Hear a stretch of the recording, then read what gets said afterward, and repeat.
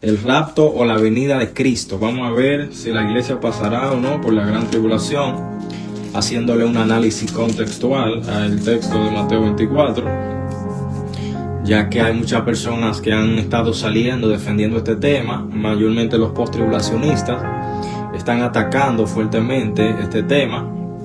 Los post-tribulacionistas postulan que la iglesia pasará por la gran tribulación, y este tema ha sido de mucho debate, de mucha controversia a nivel mundial, amado. Eso está en este país, eso está a nivel mundial. Le decimos a la persona que nos pueden escuchar a través de las redes sociales, damos gracias, ¿verdad?, a cada uno de ellos. Lo primero que yo quiero destacar en esta preciosa noche ya son algunos textos. Creo que los primeros textos, aleluya, los primeros textos se encontrarían en el libro de Sofonías. En el libro de Sofonías, estos textos hablan acerca del día de la ira, mejor conocido como el día grande de Jehová. Ese día, el día grande de Jehová, vamos a estar viendo lo que es el día grande de Jehová, haciendo un análisis contextual. Así que Dios me le bendiga, amados, de una manera especial. El Señor me los guarde. Seguimos compartiendo la transmisión para los que se vayan conectando. Amén. Para los que se vayan conectando, así. Y vamos a empezar a leer el libro de Sofonías. Sofonías capítulo 1, verso 14. Vamos a ver qué dice Sofonías 1, verso 14. Lo primero es que debemos de saber qué es la gran tribulación. La mayoría de gente piensa que la gran tribulación es la ira del diablo, y no es la ira del diablo. Porque la ira del diablo la estamos viviendo nosotros en este tiempo. Recuerda el verso bíblico que dice: ay de los moradores de la tierra, porque el enemigo ha descendido con gran ira, sabiendo que le queda poco tiempo. Eso es lo primero, sabiendo que le queda poco tiempo. El diablo sabe que le queda poco tiempo. Amén. Por eso entendemos que la ira del diablo está vigente en la tierra. Eso es 100% seguro. La ira del diablo está vigente en la tierra. Vamos a ver qué dice el libro de Sofonías capítulo 1, verso 14. Eso está en los evangelios, en los profetas menores. Sofonías capítulo 1. Escuche esto para que pueda entender que la gran tribulación está refiriéndose a este gran día.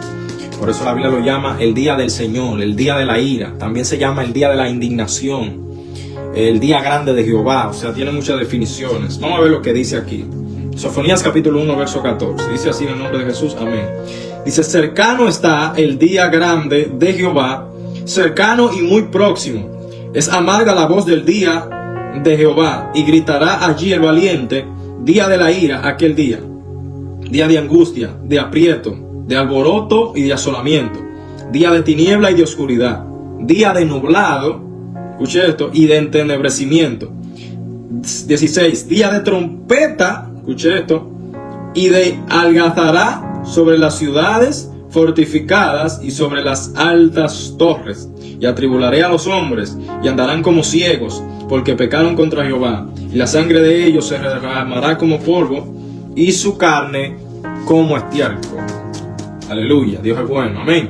Vamos a leer también, usted puede leer en su casa el libro de Segunda de Pedro, capítulo 3, verso 5 al 18. Usted lo puede leer. También habla del día grande de Jehová. Vamos a leer Primera de Tesalonicenses 1:14. Primera de Tesalonicenses 1:14. Para irnos directamente a lo que es Mateo 24 y su análisis contextual. Primera de Tesalonicenses 1:14 dice lo siguiente: por tanto, que nosotros mismos nos gloriamos de vosotros en las iglesias de Dios, por vuestra paciencia y fe en todas vuestras persecuciones y tribulaciones que soportáis. ¿Qué dice el 14? Vamos a ver. Segunda. Ok. Aleluya, Dios es bueno. Estamos activos, amados. Dios es bueno y para siempre son su misericordia. Leímos a Sofonías ya, el capítulo 1, dando referencia a ese texto como el gran día de Jehová o el día de la indignación. Así se le llama, el día de Jehová o el día de la indignación.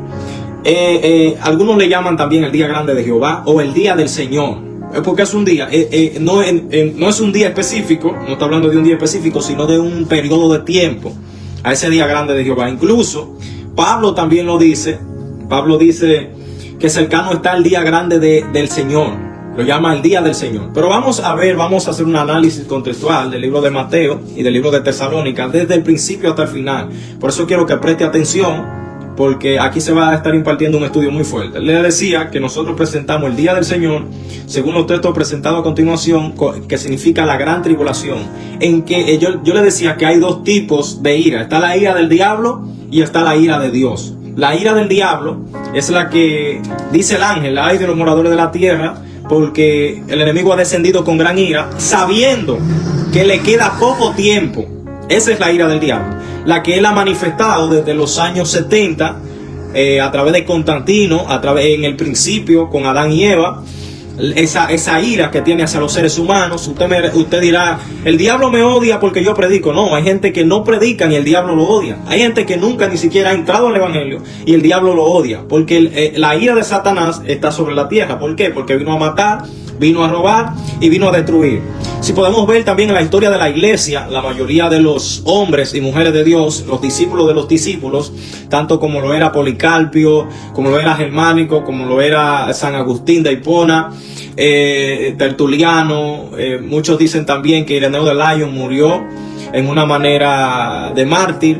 Amén. Esa gente dieron su vida por causa de Cristo. Ahí está Policarpio, que fue uno de los que dio su vida por causa de Cristo, que dice que mientras estaba siendo quemado en el Coliseo romano, estaba siendo quemado, dice que el fuego no lo mató y dice que un romano lo traspasó de lado a lado, hermano. Esto es en tiempo real.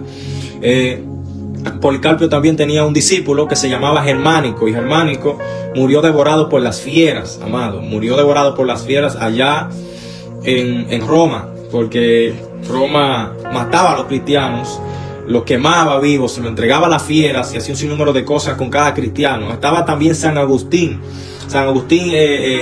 Ignacio de Antioquía. También estaba San Agustín, pero San Ignacio de Antioquía fue uno que incitó a sus amigos a dar su vida por Cristo. Incluso cuando le llegó la carta de que tenía que presentarse para ser muerto por causa de Cristo, él le dijo a los de la iglesia: no se interpongan, déjenme que yo muera. Pues cuando estaba en el acto que lo iban a matar, dice que incitó a las fieras a que lo devoraran. Wow, ese hombre tenía una fe tremenda. Incitó a las fieras a que se lo comieran, porque esa era la fe de los discípulos. Esa era la fe de Tertuliano. Esa era la fe de San Gregorio, de San Basilio, de Clemente de Alejandría en el año en el año 155 después de Cristo. Amén. Cuando recuérdese que en el año 70 también después de Cristo, este hombre llamado, no me llega el nombre, pero quédese que se lo voy a dar. Este hombre que le llamaban Tito Vespasiano agarró muchos cristianos, lo devoró, lo mató y escondió la Biblia por una X cantidad de tiempo. Eso era un autodenominado sacerdote. Y ese hombre le escondió la Biblia de tal manera que los judíos, todo el que leía la Biblia era muerto, lo mataban. Hasta que apareció este hombre, Martín Lutero, levantando 55 tesis en contra de la Iglesia Católica. Y ahí fue que se le llamó protestante. Ahí fue que aunque ya muchos se le llamó protestante, pero desde ahí inició una campaña en contra de lo que era la Iglesia Católica, y ahí se añadieron muchas personas, etcétera, etcétera, etcétera. Vamos a hacer un análisis contextual. Ya dijimos que para nosotros el día de la ira o la gran tribulación está hablando de un periodo de tiempo que se llama el día de la indignación o el día de la ira, el día grande de Jehová. Tiene muchos nombres, pero Joel también habla de ese día, del día grande de Jehová, la cual dice que será día de tinieblas. También lo dice Sofonías, que sería día de gran oscuridad. Vamos a leer Mateo 24. Vámonos a Mateo 24. Agarre su Biblia, amado. Agarre su Biblia, y si puede compartir este video. Esto es, yo lo hago por amor al evangelio, porque se están levantando un sinnúmero de sectas, un sinnúmero de personas diciendo que la iglesia va a pasar por la gran tribulación, la cual no va a pasar por la gran tribulación, porque la Biblia dice que Él nos librará de la hora de la prueba. En Apocalipsis capítulo 3 verso 10 dice: por cuanto has guardado la palabra de mi paciencia, yo también te guardaré de la hora de la prueba que ha de venir sobre el mundo entero. ¿Dónde queda eso? Eso está en Apocalipsis capítulo 3 verso 10. Amén. Dice así, vamos a leer Vamos a leer lo que dice. Agarre su Biblia conmigo, amado, todos los que están ahí. Vamos a buscar en la Biblia para que usted tenga mejor idea de lo que está haciendo. Comparte este video. Amén. Vamos a leer la palabra de Dios en el nombre del Padre, del Hijo y del Espíritu Santo. Amén. Dice así el Mateo 24, 29. Dice así: e inmediatamente después de la tribulación de aquellos días, el sol se oscurecerá. Recuérdese que le dije ahorita que lo que decía este verso, el libro de Joel y Sofonía, habla de un día de oscuridad. Parece que se me parece mucho a este día. Mire lo que dice aquí: inmediatamente después de la tribulación de aquellos días, el sol se oscurecerá y la luna no dará su resplandor. Las estrellas caerán del cielo y las potencias de los cielos serán conmovidas. Entonces aparecerá la señal del Hijo del Hombre en el cielo, y entonces los lamentarán todas las tribus de la tierra y verán al Hijo del Hombre viniendo. La palabra que aparece aquí es homai, que es llegada espontánea. Llegada espontánea, o sea, yo llegué, hice acto de presencia. Amén. Y sobre las nubes del cielo con gran poder y gran gloria. Escuche esto, porque aquí que mucha gente malinterpreta, puede hacer preguntas también. Está abierto a que haga cualquier tipo de pregunta. Usted que me está viendo puede hacer cualquier tipo de pregunta y se la vamos a contestar por aquí mismo. Amén. Dice así: y enviará a sus ángeles con gran voz de trompeta, y juntarán a sus escogidos de los cuatro vientos, desde un extremo del cielo hasta el otro. Escuche esto, que esto es muy importante. Aquí está hablando de los escogidos de Israel. Aquí no está hablando de nosotros. Porque hay una persona que me dijo a mí, un teólogo, no, porque muchos son los llamados y pocos los escogidos, cuando se refiere de que a nosotros. Pero la palabra escogido es en griego ekletos. Ekletos significa selecto o seleccionado. Pero hay otra palabra que es la que se usa para nosotros, para referirse a los llamados a la fe, que es eclotés. Eclotés tiene que ver con un llamamiento a la fe. ¿Dónde podemos ver esto? Esto lo podemos ver en Romanos 11, donde somos escogidos por gracia. Vamos a darle la cita bíblica para que se vaya rapidito, por favor. Aquí está Romanos capítulo 11, verso 5. Vamos a ver qué dice Romanos capítulo 11, verso 5. Vamos a ver qué dice. Vámonos de una vez, amado. Vamos de una vez. Esto es con Biblia en la mano. Nosotros somos siempre bíblicos. Nosotros no estamos inventando. Romanos capítulo 5, verso 11. Amén. 11, verso 5. Perdón, 11, verso 5. 11, verso 5. Vámonos allá de una vez. Gloria a Dios. Dice, así también, aún en este tiempo. Escucha bien, porque está hablando con los romanos. Para tú definir un texto, primero tú tienes que saber a quién se habla, por qué se habla. Es una ley de la hermenéutica, amado. ¿Por qué se habla? ¿Con quién se habla? ¿Por qué se dice? ¿En qué idioma se escribió? ¿Y a quién le está hablando? Está hablando a los romanos. Fíjate algo. El libro de Mateo específicamente fue escrito para los judíos. Ojo con esto, vaya anotando. Agarre un lápiz, una mascota, un cuaderno para que vaya anotando. El libro de Mateo fue escrito para los judíos. ¿Dónde nos damos cuenta que el libro de Mateo fue escrito para los judíos? Nosotros lo podemos ver que fue escrito directamente para los judíos. Mateo 24 también te puede hablar de eso. Está hablando con judíos. ¿Quiénes son los que llaman a eso aparte? Son los judíos. Amén. Los discípulos lo llamaron aparte. Dinos cuándo serán estas cosas y qué señal habla de tu venida del fin del siglo. Y entonces Jesús le empieza a narrar. Recuérdese que él le dice: orar para que vuestra vida no sea en invierno ni en día de reposo. Usted guarda el sábado. No, usted no guarda el sábado, pues usted es gentil. Recuerde que ahora mismo los judíos guardan el sábado. Están guardando el sábado actualmente. Amén. Pero vamos a seguir. 11 verso 5. Que sigue también aún. Está hablando con gentiles. Recuerde que el libro de Marcos fue escrito a los gentiles, aparte de los romanos, una parte de los romanos. Lucas también fue escrito para todos los gentiles, romanos, persas, medos, la gente de Egipto, para nosotros, para todos, gentiles, todo aquel que no es judío, amado, ya para que me entienda. Y Juan es el lenguaje universal, el libro de Juan es el lenguaje universal. Por eso es que usted ve que hay algunas cláusulas como esta, que usted ve aquí, esta cláusula que habla aquí acerca de los escogidos de Mateo 24, el 29 en adelante. Esa cláusula no aparece en Lucas, porque Lucas específicamente está hablando para los judíos, para los gentiles, para que tengan una idea. Por eso esa cláusula de Mateo no aparece en Lucas, porque Lucas específicamente está hablando con los gentiles. Vamos a seguir leyendo. Dice así: así que también aún en este tiempo ha quedado un remanente, escuche esto, escogido por gracia. Por gracia. Nosotros somos escogidos por gracia, que es lo que presenta aquí el libro, claramente presenta el libro de los romanos, que nosotros somos escogidos pero por gracia. ¿Llamado a qué? A la fe. Vamos a ver a dónde lo dice. De manera, gloria a Dios. Dios es bueno, Dios es grande y poderoso. Vamos a ver lo que dice aquí. Digo pues, ha tropezado en Israel que cayese. Es el 11, verso 11. Ya no estamos en el 5. Vamos a adelantarnos. Gloria a Dios. En alguna manera pueda provocar aquí la exclusión, etcétera, etcétera. Esto está bueno, amado. Yo le voy a dar una cita ahora para que usted la vaya y la busque, a donde habla de que Él nos seleccionó. Y ahí es que dice que muchos son los llamados y pocos los escogidos. Entonces vamos a ver cómo Dios ahora, en este texto que vamos a presentar ahora, vamos a ver ahora cómo Dios directamente habla con Israel. Y le dice, ustedes son mi pueblo escogido desde la fundación del mundo. De entre todas las naciones de la tierra. Vamos a irnos aquí a Deuteronomio capítulo 7, verso 6. Deuteronomio capítulo 7, verso 6. Deuteronomio capítulo 7, verso 6. Vaya, búsquelo, juiga, como decimos nosotros los ibaeños. Deuteronomio capítulo 7, verso 6. Amén. Dice, porque tú eres pueblo santo para Jehová tu Dios. Escuche bien con mucha atención.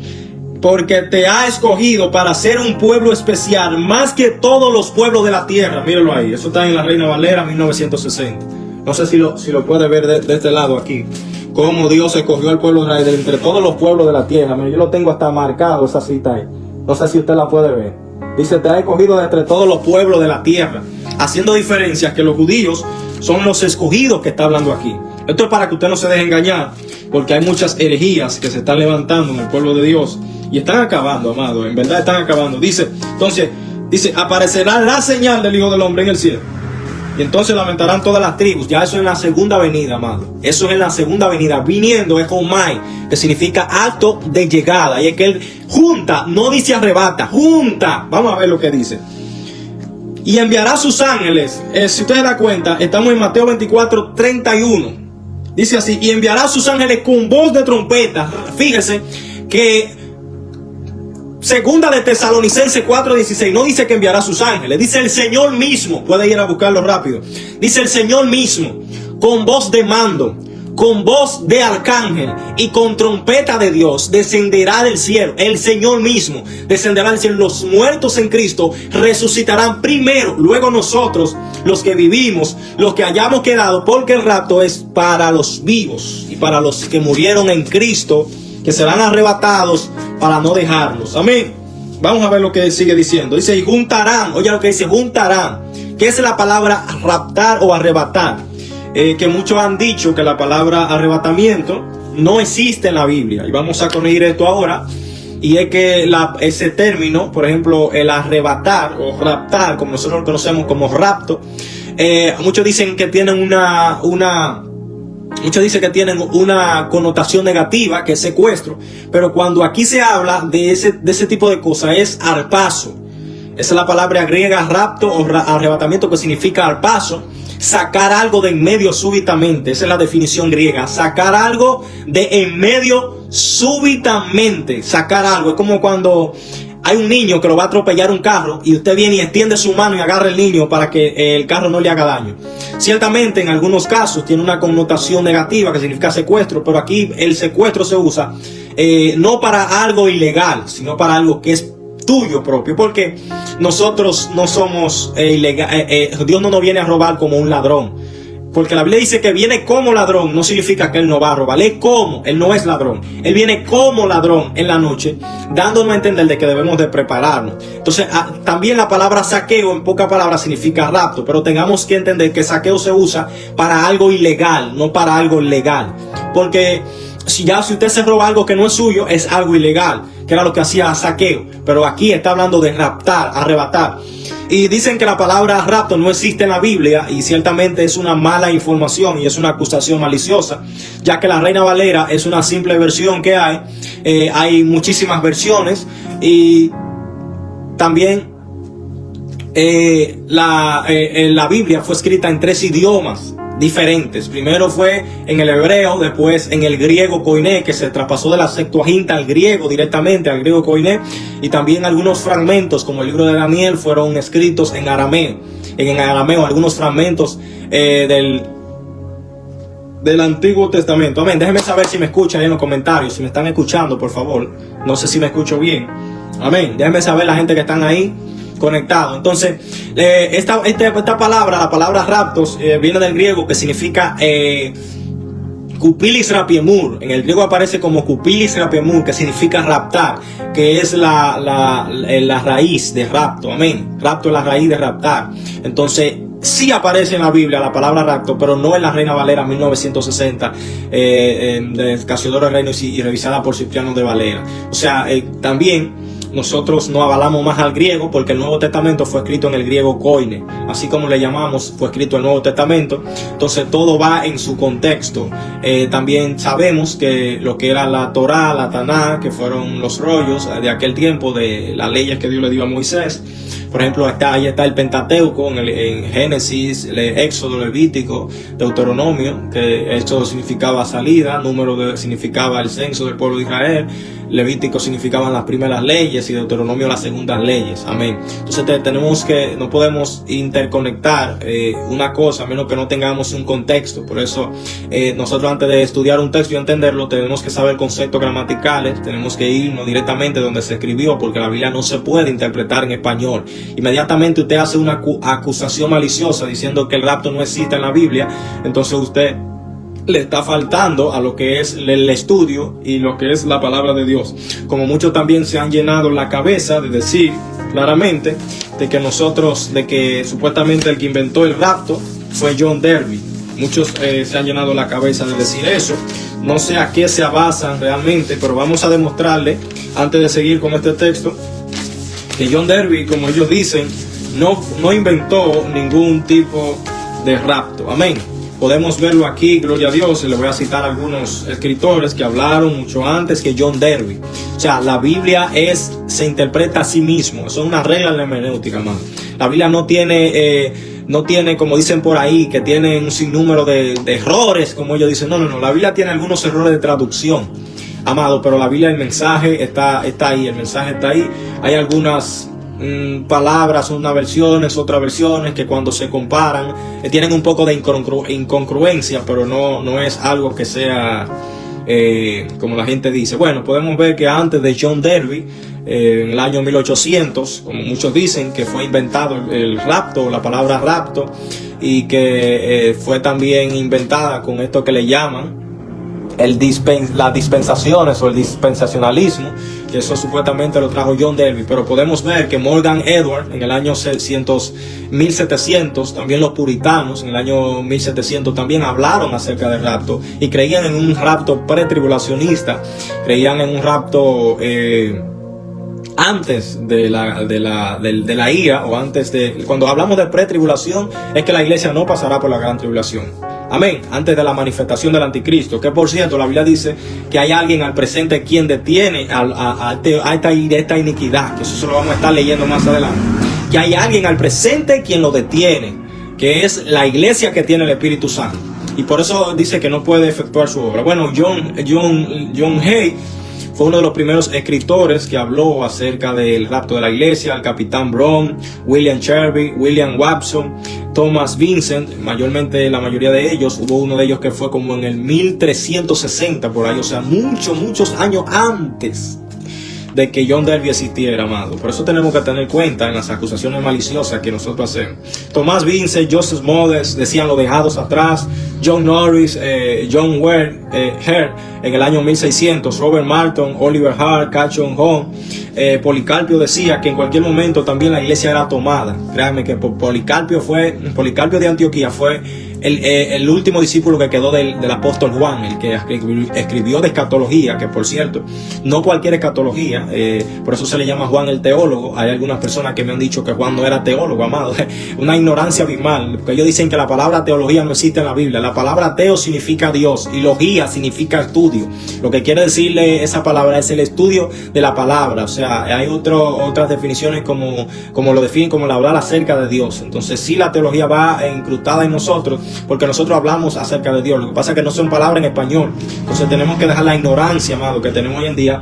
Ireneo de Lyon, en el 330 también, él decía que lo que Calvino sostenía, Calvino también sostenía algo, también Calvino, que será otro, un padre de la iglesia, que por cierto la mayoría de ellos no hablaron del arrebatamiento y hablaron de estos temas específicos porque eran amilenialistas. Por ejemplo, Juan Calvino pensaba que él estaba en el milenio. Ya usted puede saber si iban a entender estos temas y Dios ha ido iluminando, ¿verdad? Ha ido esclareciendo algunas cosas de cada uno de estos. Dice también Calvino, también decía que esta nueva doctrina de Pablo es para darle fortaleza a los cristianos. O sea, cuando Pablo está hablando con Tesalónica, lo está dando ánimo porque ellos estaban confundidos, ya pensaban que ya la iglesia se hubiese ido con Cristo y ellos se habían quedado. Entonces Pablo lo está animando. Entonces Calvino lo que dijo fue, eso seguro fue Pablo para darle ánimo a esa iglesia. Entonces ahí lo vamos a entender porque eran amilenialistas. Con mayoría de lo que le mencioné atrás, esos escritores decían lo dejado atrás, dando a entender de que apoyaban un rapto pretribulacionista. O sea, que no es como la gente dice de John Darby, de Nelson, que él fue que inventó el rapto, que la teología, que esto, que lo otro. Entonces tenemos que tener cuenta haciendo estas acusaciones maliciosas. Amén. Vamos a leer, a seguir leyendo en el libro de Mateo capítulo 31, dice, y enviará sus ángeles. Ahí hay que establecer dos diferencias, que es que segunda de Tesalonicenses 4:16 dice, porque el Señor mismo, con voz de mando, con voz de arcángel, con trompeta de Dios, descenderá del cielo, y los muertos en Cristo resucitarán primero. Aquí dice que es que lo juntará con gran voz de trompeta, y juntarán a sus escogidos de los cuatro vientos. Vamos a ver. De la higuera aprender la parábola cuando ya sus ramas están tiernas. Varón, ¿cómo tú me puedes comprobar a mí, según lo que tú dices, como dice la Biblia, que eso eran judíos? Vámonos a Isaías capítulo 11, verso 11. Vámonos a Isaías capítulo 11, verso 11. Vámonos conmigo, agarra tu Biblia. No sé, pero parece que hay personas que me están viendo. Le pregunté que si se escuchaba bien el audio y no me ha respondido. No sé por qué lo hacen. Si ustedes me están viendo y yo necesito saber del audio, pues ustedes me pueden decir. ¿Se está escuchando bien, amado? En serio, que le estoy preguntando. Isaías capítulo 11, verso 11. Vamos a aclarar una vez por todas. Comparte esta transmisión también en su muro, porque esta transmisión será de gran bendición y no sea la hora que termine, porque tengo que hablar algunos términos y algunas cosas que se han estado moviendo en este tiempo. Un breakcito, amado. Se han estado moviendo algunas cosas en estos tiempos y es tiempo de ponerle un stop a estas falsas doctrinas que hemos estado viendo, que hemos estado palpando, cómo la gente cree que pasará por la gran tribulación y un sinnúmero de cosas. Alguien que me dijo, tú tienes problemas con pasar por la gran tribulación. No, ahora mismo la iglesia está pasando tribulaciones. Pablo lo dijo, en tribulación. Estamos en tribulación, amado, lamentablemente. Incluso cada vez que Pablo hablaba en aquel tiempo, él soltaba a los cristianos a que estábamos pasando por tribulaciones, pero que dice que esta leve tribulación momentánea no es comparada con la gloria que ha de manifestarse sobre nosotros. Pablo dándole también ánimo a los cristianos de aquella época. Dice Isaías capítulo 11, le di tiempo a que lo buscaran, verso 11. Dice, así mismo acontecerá en aquel tiempo que Jehová alzará otra vez su mano para recobrar. Eso se me parece a recoger el remanente de su pueblo que aún queda en Asiria. Escuche esto, porque usted sabe que cuando ellos se establecieron, las 12 tribus de Israel, en la tierra que Dios le prometió en Canaán, una parte se quedó en el sur y otra parte se quedó en el norte. Yo creo que en el norte se habían quedado, si no me equivoco, Judá y Benjamín. Y las otras 10 tribus se quedaron al sur. Si mal no me equivoco, puede ser viceversa. Tengo mucho que no le doy un repasito a la historia, pero sí sé que Siria invadió las 10 tribus de Israel, las cuales salieron dispersas.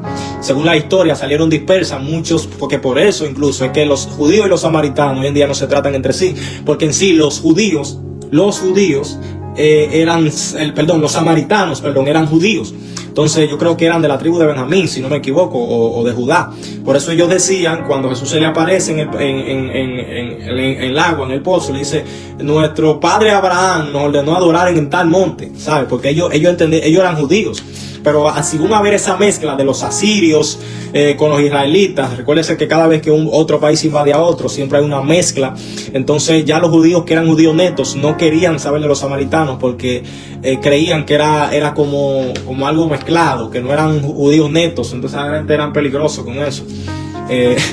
Una batalla, amado, terrible. Entonces ahí vino Babilonia, invadió a Siria también. Eso fue otra cosa terrible. Dice, mírenlo aquí lo dice, para recobrar el remanente de su pueblo que aún quede. Lo voy a repetir. Asimismo acontecerá en aquel tiempo que Jehová alzará otra vez su mano para recobrar al remanente de su pueblo que aún queda en Asiria, Egipto, Patros, Etiopía, Elam, Sinar, Hamad y en las costas del mar, y se levantará pendón a las naciones y juntará, recuérdese que allí dice reunirá, es lo mismo, reunirá y juntar es lo mismo, amén, a los desterrados de Israel, a sus escogidos, escuche esto, y reunirá a los esparcidos de Judá de los 4 confines de la tierra. Allí dice Mateo 24. ¿Usted sabe lo que dice? Dice reunirá a los escogidos de los 4 vientos. Porque está hablando con judíos. Y a los judíos fue que Dios le hizo la promesa de hacer una recogetura. ¿Por qué nosotros creemos en parte que el anticristo viene de la tribu de Dan? De la tribu de Dan, uno de los hijos de Jacob. Si usted se va al libro de Génesis 49, usted puede verlo por usted mismo, el libro de Génesis 49. Jacob está profetizando sobre sus hijos, sobre cada uno de sus hijos, le está imponiendo la mano y profetizando. Y a la tribu de Dan le dice, ustedes serán serpientes y ustedes afligirán al pueblo y serán jueces para su pueblo. Y cuando hay un ángel que está sellando los judíos, creo que yo creo que eran los 144,000 si no me equivoco, pero está sellando a los judíos de cada tribu. La tribu de Dan no aparece porque se entiende que la tribu de Dan es la tribu de donde viene el anticristo. Tenga pendiente eso. Eso está en Mateo 49, vaya y léalo. Mateo 49, vaya y léalo, la profecía que se le da a Dan, y Dan no aparece en los sellados que están en Apocalipsis. También hay que tener en cuenta que la Biblia habla en muchas partes del rapto directamente. Fíjate que cuando Juan empieza, que está teniendo la visión, dice que hay una voz del cielo que le dice, ven acá, sube acá. Le está diciendo a Juan, el último apóstol que quedó, sube acá en la visión, sube acá. Y Juan representa a la iglesia porque fue el único apóstol vivo que quedó vivo. El único apóstol que quedó vivo en ese tiempo fue Juan. Entonces tenemos que tener un equilibrio al hablar y pensar acerca de esto. Y como el único apóstol que quedó directamente fue Juan y le dijo sube acá, eso da a entender un arrebatamiento. También podemos ver donde hay como una especie de historia. Muchos le llaman ilustración, otros le llaman fábulas. Hay diferentes formas, figuras que la Biblia usa, mayormente la hermenéutica se le llaman algunas figuras como esta, antropomorfismo. Algunas también se le pueden llamar esta palabra que le llaman figuras retóricas o como usted le llame, que aparece un dragón y una mujer, que la mujer corre hacia el desierto y dice la Biblia que la serpiente estaba persiguiendo a la mujer y dice que te llevaba a un niño y dice que vino un personaje y arrebató al niño, dice lo tomó. Esa palabra tiene una similitud a que el rapto es bíblico y que, por ejemplo, ahí está la palabra iglesia, que es una palabra específicamente para nosotros, para los que le servimos a Dios. O sea, la palabra santos es genérica, se refiere a ángeles, tanto se puede referir como a las personas de la iglesia, a nosotros. Bueno, la Biblia nos llama santos, ser santos porque yo soy santos, pero es una palabra genérica que también se le da a los ángeles. Entonces tenemos que tener cuenta con esto, amado. Entonces la palabra iglesia, que está refiriendo específicamente a nosotros, aunque el libro de Apocalipsis no está específicamente cronológicamente organizado, el libro de Apocalipsis no está cronológicamente organizado, pero sí algunas partes del libro están bien cronológicamente organizadas, aunque no todo, pero sí la palabra iglesia aparece del capítulo 1, 2 y 3, de ahí la palabra iglesia no se menciona más hasta el capítulo 20, haciendo referencia a un arrebatamiento, a que mientras los juicios están cayendo sobre la tierra, la iglesia está en la presencia o en la parousia, que es lo que nosotros creemos. Dice que a Jesucristo y lo que se refiere a la venida de Jesucristo y nuestra reunión con Él, que la venida, muchos la han malinterpretado, que vamos para allá, vamos a interpretar eso ahora mismo. Entonces, vamos a ver, ya interpretamos lo que eran los judíos. Entonces, muchos dicen de ellos, no, porque Dios, cuando yo leí un texto que dice que Él nos guardará de la prueba que ha de manifestarse sobre el mundo entero, ahí está hablando acerca de la gran tribulación. Entonces, muchos de los post-tribulacionistas postulan de que Dios nos va a librar, pero el alma, o sea, porque yo les respondí, yo le hice una pregunta a uno de ellos. Yo le dije, mientras debatía con uno de ellos, entonces si la Biblia dice que Él nos guardará de la hora de la prueba, y Pablo dice que Él nos libra del día de la ira, Entonces, ¿por qué aparecen un sinnúmero de decapitados en la primera resurrección? ¿Por qué aparecen los muertos que no recibieron la marca de la bestia? Entonces, ¿de qué fue que lo libró? Fue que lo picotearon a todito y Dios no lo libró a ustedes. No, ¿qué significa librarte el alma? Que esto, que el otro. No, la Biblia dice que Él nos librará del día de la ira. O sea, tenemos que tener en cuenta con esto porque puede haber una contradicción directa con la doctrina de ellos. Amén, amado. Entonces, no podemos caer en el error, en las artimañas del error, tantas herejías y tantas cosas que estamos viendo, pero gloria a Dios. Yo no pagaré esos muertos. Vamos a leer, vamos a ir a esto, vamos a ir a Colosenses. Libro de Colosenses. Aleluya. Dios es bueno, amado. Para siempre son sus misericordias. Estamos aquí adorando su nombre y bendiciendo su santo y bendito. El libro de Colosenses, vamos a ver qué dice el libro de Colosenses. El libro de Colosenses. No me desespere, amado, no se me desespere. Gloria a Dios. Capítulo 3, verso 4. Dice así: cuando Cristo vuestra vida se manifieste, entonces vosotros también seréis manifestados con Él en gloria. Escuche esto, amado. Hubo una persona que me dijo que le buscara el texto donde la Biblia decía que nosotros veníamos con Cristo en su venida. Vamos a ver, aquí está el texto, te lo voy a decir y te voy a establecer las diferencias de por qué la iglesia no pasará por la gran tribulación, y te voy a establecer las diferencias de la segunda venida de Cristo y del arrebatamiento de la iglesia, que es lo que nosotros le llamamos rapto, aunque mucha gente no lo quiere entender, es así.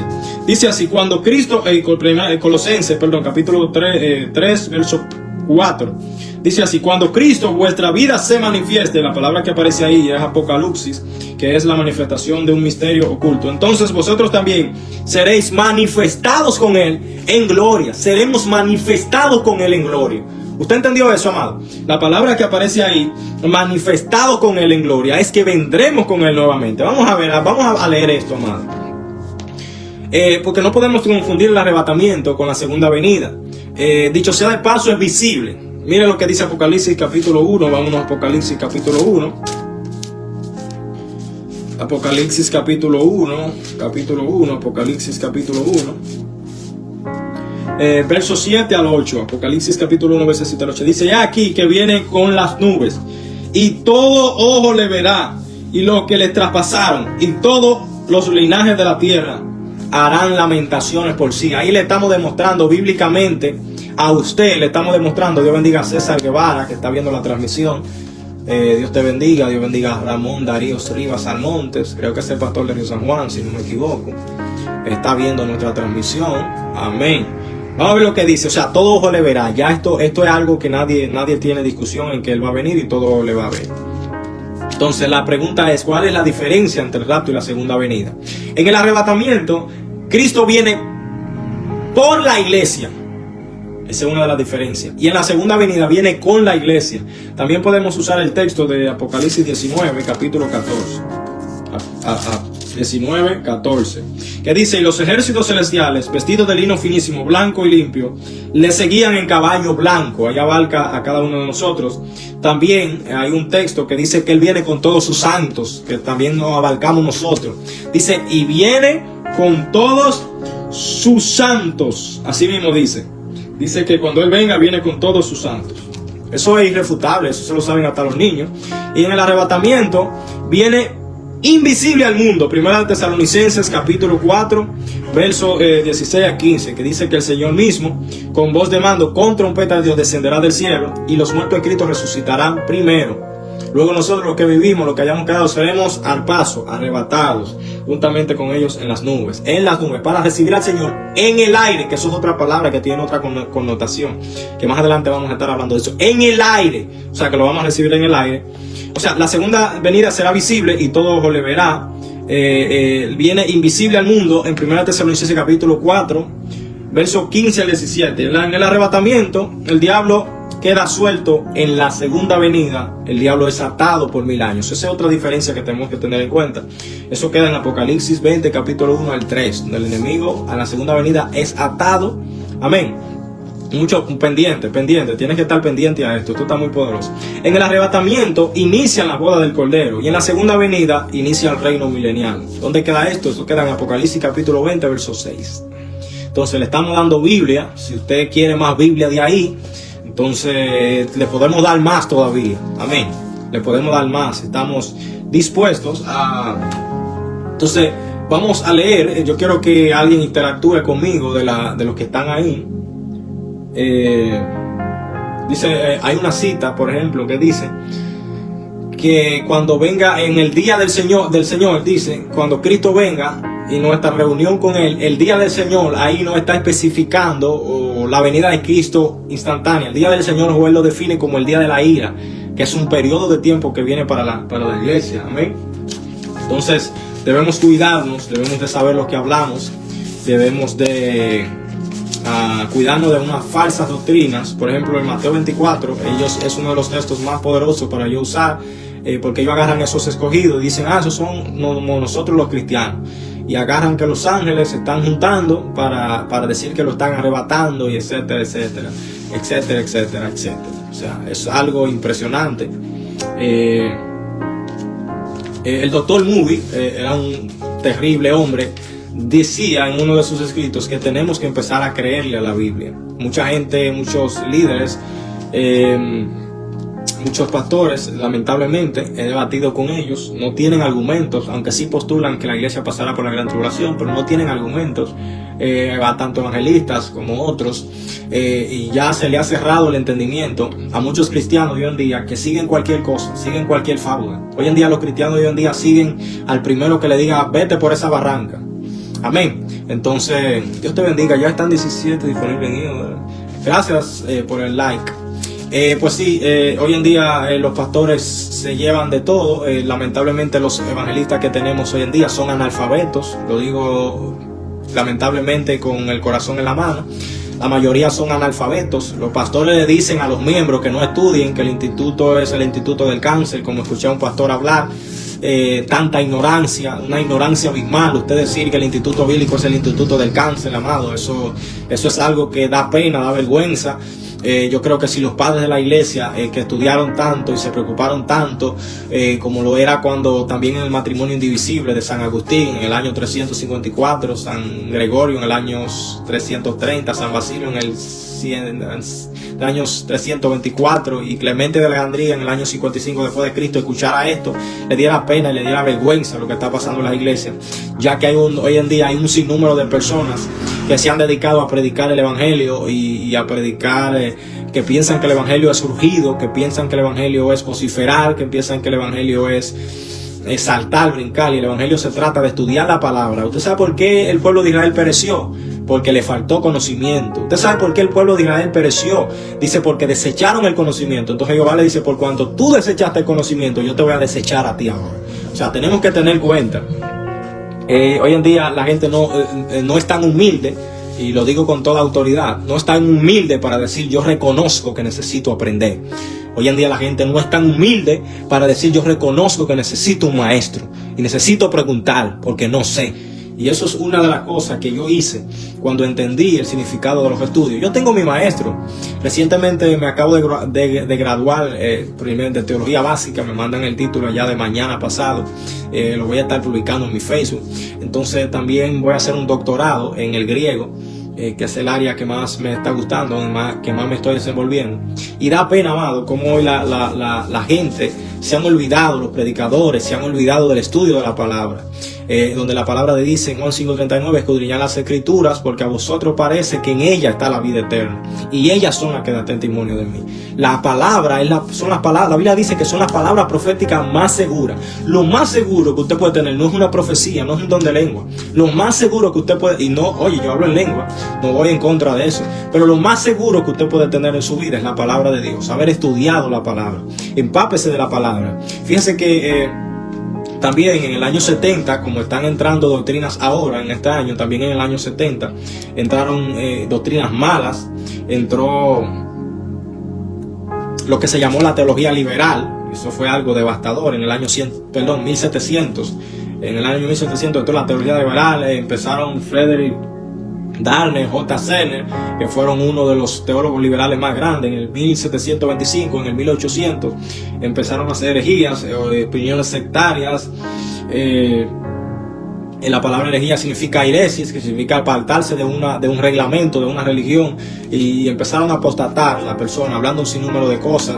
Hubo uno que introdujo el amilenialismo, otros tenían una doctrina buena, pero mayormente el debate no era tanto esto, sino el debate era la deidad de Cristo, que era uno de los debates más fuertes de aquella época, porque ellos decían que Jesús no era Señor.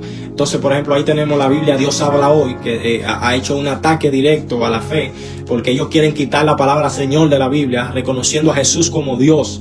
O sea, ahora también están los unicitarios y un sinnúmero de personas diciendo que Jesús es el mismo Jehová, y que Jehová fue que se crucificó, y que el mismo, o sea, una cosa amado sectaria, unos movimientos liberales tremendos que están entrando a nuestras iglesias y están entrando sigilosamente. La mayoría de estos predicadores que andan predicando hoy en día, la mayoría tienen una falsa doctrina, y esa falsa doctrina se están introduciendo en el pueblo como palomita, como cuando la gente compra hamburguesa en la calle. Y da pena que los pastores no quieren preparar sus iglesias. Da pena que los pastores, usted que debiera estar preparando a sus miembros en el estudio de la palabra para que tengan fundamento, que por eso es que la mayoría de que llegan a prueba en los hermanitos caen en la primera tentación que le viene, porque no estudian, no están fundamentados. Jesús, antes de mandar a los discípulos, primero lo adoctrinó, y después que lo adoctrinó le dijo: no salgan de Jerusalén hasta que no hayan sido llenos del Espíritu Santo. Jesús se acató a los mandamientos bíblicos. ¿A cuáles mandamientos bíblicos Jesús se acató? Jesús primero se acató a la ley rabínica. La ley rabínica decía que usted hasta los 30 años, que era la edad de la madurez, usted no podía enseñar. Ya después de los 30 años usted podía empezar a enseñar, pero tenía que pasar unos procesos y pasar lo que le llamaban la etapa de la madurez en el pueblo de Israel. Fíjate que cuando Jesús lo fueron a buscar su madre y sus hermanos, una vez que se le perdió, estaba en el templo, y él le dijo: en los negocios de mi padre me es necesario estar. O sea, aquí es que yo estoy bien en lo que le está diciendo. Yo estoy en los negocios de mi padre. Entonces tenemos que hacer estas dos diferencias entre lo que es los negocios del Señor. Y él estaba ahí, y dice que los estudiosos de aquella época se maravillaban porque él estaba debatiendo con ellos. Increíble lo que Dios hace. Entonces, ¿por qué? ¿Por qué a Jesús le decían rabí? Porque era maestro. Fíjate, Juan capítulo 9, verso 1, dice que le preguntaron a sus discípulos: rabí, ¿quién pecó, este o su padre, para que haya nacido ciego? Y él respondió: no es que pecó este o su padre, sino para que la obra de Dios se manifieste en él. Me es necesario hacer la obra del que me envió. Entre tanto que el día dura, la noche viene cuando nadie puede trabajar. Entre tanto que todo en el mundo, luz soy del mundo. Dice que dicho esto, escupió en tierra, e hizo lodo con la saliva, y untó a los ojos del ciego, y le dijo: ve a lavarte el estanque de Siloé, que traducido es enviado, y fue y regresó bien. Entonces ahí hubo un sinnúmero de cosas, porque él lo mandó al sacerdote a presentar la purificación, y ellos no creían. Entonces, nosotros, amados, cuando Jesús cumple la etapa de la madurez, entonces se le da la aceptación como maestro de Israel. Entonces él agarra y se va y ayuna 40 días, que ahí es que él inicia su ministerio. Antes de eso, la Biblia no especificó que él andaba en campañas predicando. Él primero se preparó, bíblicamente primero se preparó, agotó su procedimiento. Fue a esas campañas, al desierto, en Mateo capítulo 4, verso 1 en adelante. Entonces, fíjate que fue un juego con Satanás. Mateo 4:4 fue un juego de palabras que él tuvo. Fue una tentación de cita bíblica. Satanás le citó la Biblia, le citó el Salmo 91. Pero Satanás ignoró el contexto de: a sus ángeles mandará cerca de ti para que te protejan y no tropieces en piedra alguna. Satanás ignoró el contexto. Entonces, Jesús le respondió con 3 citas del libro de Deuteronomio. Amén. Eso para que usted vea, Jesús actuaba por la palabra y vivía la palabra. Entonces, cuando él es lleno del poder de Dios, lleno del ayuno, entonces del poder de Dios, dice que bajó en el poder del Espíritu. Y dice que fue al templo y dijo: el Espíritu de Dios está sobre mí, por cuanto me ha ungido. Oye lo que dijo: por cuanto me ha ungido. Jesús también recibió la visita del Espíritu Santo. Eso es lo que mucha gente tiene que entender. Por cuanto me ha ungido para dar buenas nuevas a los pobres y para vendar a los quebrantados de corazón. Lo dice la Biblia, eso no lo digo yo. Entonces, hay que establecer una gran diferencia en lo que le estoy hablando. Amén. Entonces, por cuanto me ha ungido para dar buenas nuevas a los pobres, vista a los ciegos, declarar libertad a los que están en apertura de cárceles, y establecer el reino de Dios en la tierra. Ahí mismo lo intentaron matar. ¿Por qué? Porque es lo que le está diciendo: el Mesías está entre ustedes ya. Ya esto se declaró. Entonces, vemos el ejemplo que Cristo nos da. Que antes de predicar, antes de usted ir a una iglesia a predicar, antes de usted ir a ministrar, antes de usted agarrar a sus miembros, que es un error pastoral. Yo estoy hablando con pastores, estoy hablando con evangelistas, estoy hablando con maestros. Es un error pastoral usted agarrar a un miembro suyo. Escuche esto, que yo tropecé muchísimo por esta falta de entendimiento. Que está empezando, iniciando un evangélico. Amado, aquí hay gente que empiezan, literalmente, se convierten hoy, ya a los 2 meses le están dando los altares. Aquí hay gente que se convierten hoy y ya a los 3 días están predicando. A los 3 meses están predicando. Eso es un error fatal. Usted enviar a una gente sin bautizar a predicar, sin darle doctrina, sin enseñarlo. Amado, pero ¿qué doctrina le van a dar los pastores de hoy en día a sus miembros?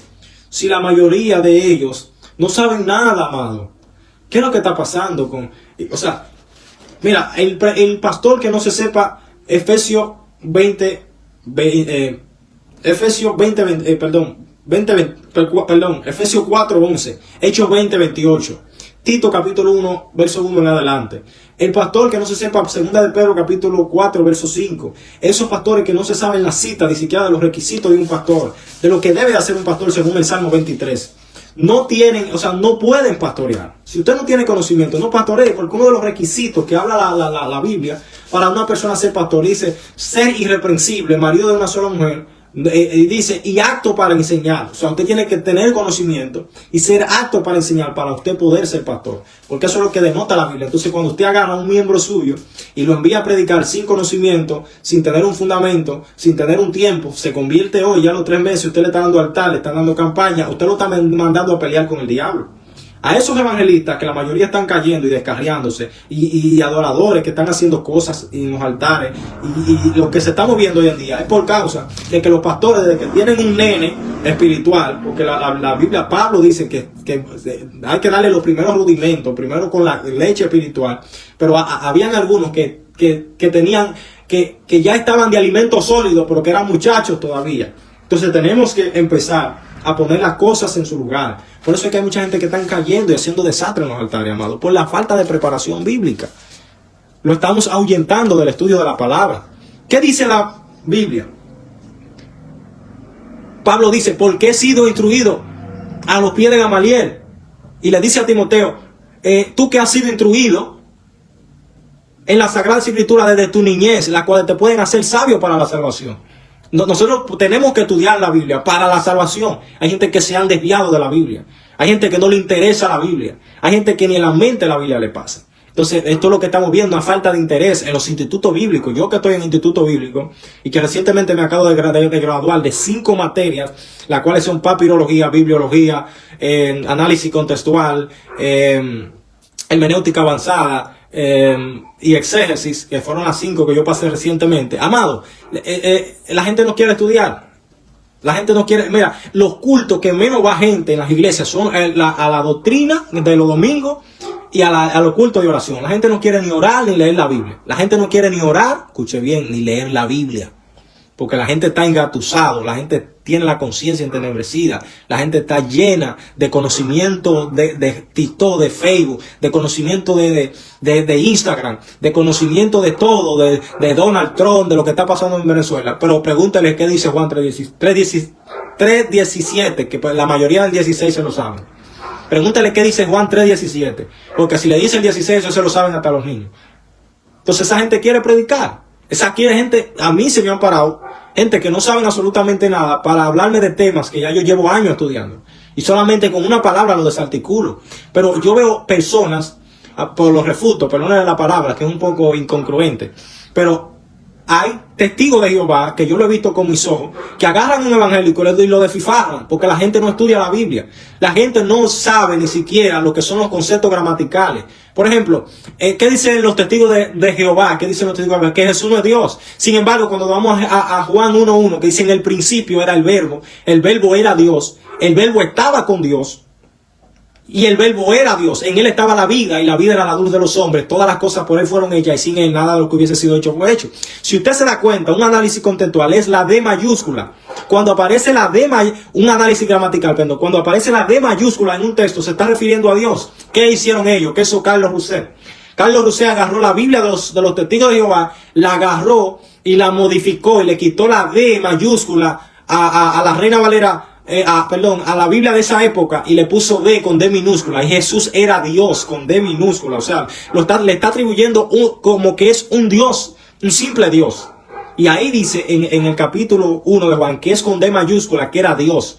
Entonces, el señor los 5 personajes que eran líderes, que estaban debatiendo conmigo, me dijeron: usted tiene razón, pero es la Biblia suya que está equivocada. Y yo le dije: la Biblia mía está equivocada, y la de ustedes le falta más de 18 versos bíblicos. Y en el papiro, que hay que tener, o escuche esto, hay que tener manejo de los códices, de los papiros. La papirología es muy importante, porque la papirología fueron 124 rollos que se encontraron, que fueron lo que la iglesia mayormente en lo que la iglesia se fundamentó y para escribir los textos. Y en el papiro 76 hay escrito, parte del escrito, que eran como unos rollos que parecían como acordeones. No sé si usted ha visto eso, pero en el papiro 76 aparecen fragmentos del Evangelio de Juan, de Primera de Juan.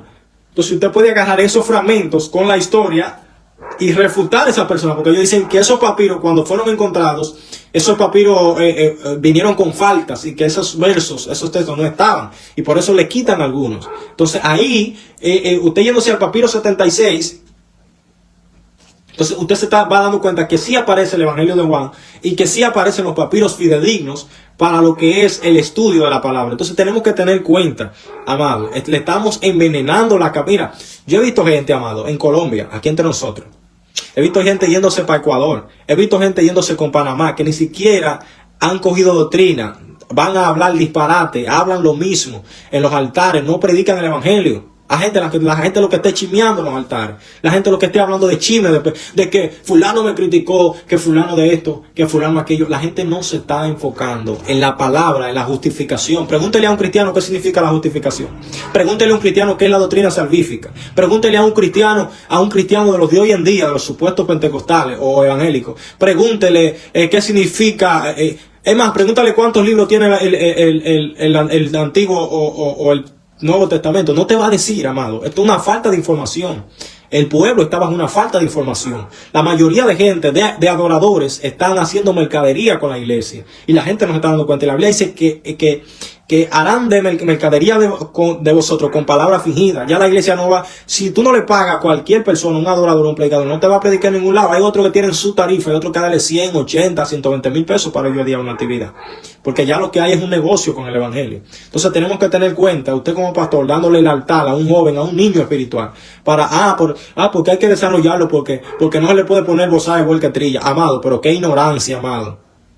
Muchos de los errores que yo cometí en mi juventud fue porque no encontré a alguien que me diera este consejo que yo le estoy dando a ustedes ahora. Muchos de los errores que yo cometí en mi juventud fue porque no encontré a alguien que me hablara así como yo lo estoy hablando ahora. A mí me decían fluye, a mí me decían continúa, a mí me decían tú vas bien, Dios te va a usar muchísimo. Mentira.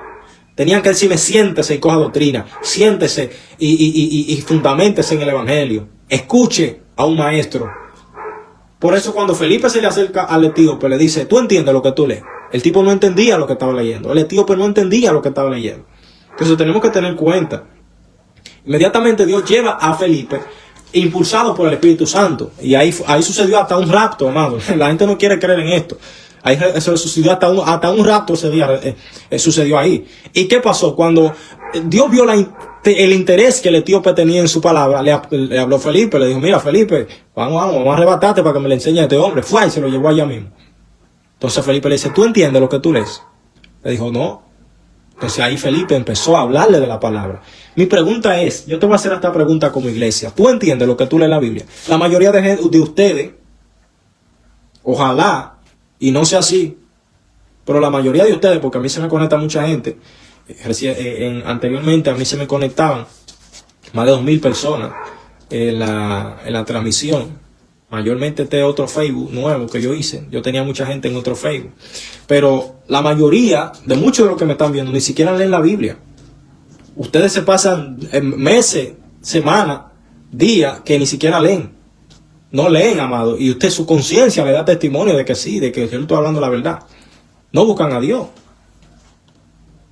La mayoría, amado, y esto es triste, da pena que un joven de 26 años en el evangelio metido, no sepa hacer un análisis contextual. Un joven de 19 años, con 19 años en el evangelio, con 20 años en el evangelio, con 25 años en el evangelio, con 30 años en el evangelio, no sepan hacer un análisis contextual. No sepan lo que significa un contexto, no sepan lo que significa una definición bíblica, porque no tienen interés. La mayoría solamente andan atrás de show, atrás de que le profeticen, y profecía van y profecía vienen, y ellos siempre siguen igual. Lengua van y lengua vienen, y todo el tiempo más endemoniado, menos cambiado, menos bañado con la sangre de Cristo, amado. Profecía le dan y todo el tiempo igual, y ellos quieren más y más y más profecía, y quieren que le sigan adivinando.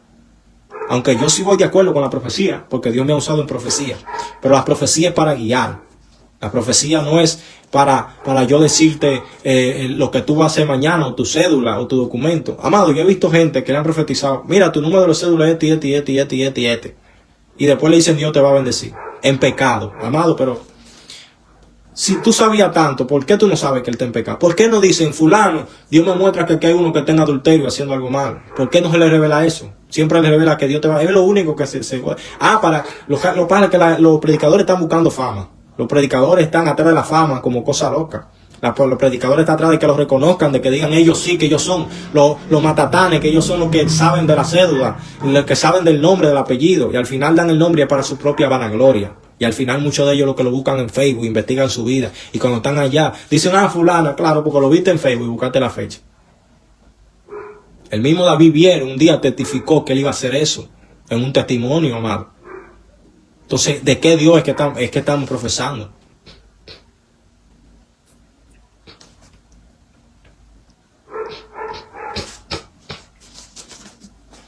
Volveos a Dios, y Dios se volverá a vosotros. Cada vez que yo veo, amado, mire, me desencanto mucho, porque yo soy un ser humano. Cada vez que yo veo la falta de interés en el estudio, y la falta de interés en buscar la palabra de Dios verdadera, y nutrirse de lo que dice la Biblia directamente, eso es lo que me da pena. Me dan deseo a veces me estoy como Elías, metido en una cueva, porque Elías mató 400 profetas de Baal y lo degolló y le mochó la cabeza, amado, y ni aún así la gente creyó. Ni aún así la reina dijo, vamos a arrepentirnos que este hombre viene de Dios. Bajando fuego del cielo que consumió agua, amado, pozos de agua. Increíble, amado, lo que está pasando. Dice que Elías decía, he sentido un vivo celo por Jehová tu Dios, por cual tus profetas han derribado tu patio, han derribado tus altares, y solo yo he quedado, me buscan para quitarme la vida, porque no se conforman con no volverse a Dios, también buscan al hombre de Dios para quitarle la vida. Calumnias se inventan a los hombres de Dios. Fulano hizo esto, fulano hizo aquello, fulano esto, sin ellos ni siquiera conocer a la persona, sin ellos ni siquiera saber quién tú eres, sin ellos ni siquiera saber de dónde tú vienes. Y esto es increíble, amado, lo que está pasando. Falta de humillación. Gente que están haciendo cosas que a Dios no le agradan y no se humillan, amado. Es increíble, amado. Dice que teniendo la conciencia entenebrecida. Esa palabra de conciencia entenebrecida es como cuando tú tienes un callo que te arranca y no te pica ni te duele, porque ya has cometido tanto pecado que te importa si va a la iglesia, si no va a la iglesia. Ya estamos viendo a la iglesia por cumplo y miento. Cumplo y miento. Por cumplimiento. Por cumplo y miento. ¿Te está escuchando eso? Entonces tenemos que tener cuenta, amado. Tenemos que poner los pantalones de Dios. Comparte esta transmisión. Yo he terminado. Dios bendiga a la persona que nos escucha. Creo que se unió a Melvin Medinas. ¿A Melvin Medinas? Sí, a Melvin Medinas. Y Dios me lo bendiga a todos. Dios me lo guarde. Le habla su hermano evangelista José Rodríguez Paredes. He terminado la transmisión. Espero que sea de edificación para cada uno de ustedes. Dios me lo bendiga, me lo guarde.